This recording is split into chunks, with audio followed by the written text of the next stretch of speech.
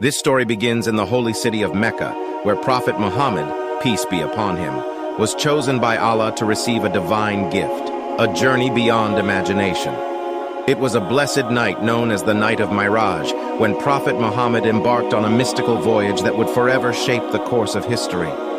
With unwavering faith and trust in Allah, Prophet Muhammad was lifted into the heavens, transcending the boundaries of time and space. As Prophet Muhammad traversed through the seven heavens, he encountered celestial beings, each more awe-inspiring than the last. During this divine journey, Allah bestowed upon Prophet Muhammad, peace be upon him, the ultimate gift, the commandments and guidance for humanity, forming the basis of Islam. Prophet Muhammad was then taken to the farthest mosque, known as Al-Aqsa, in Jerusalem, a sacred site for Muslims, Christians, and Jews alike.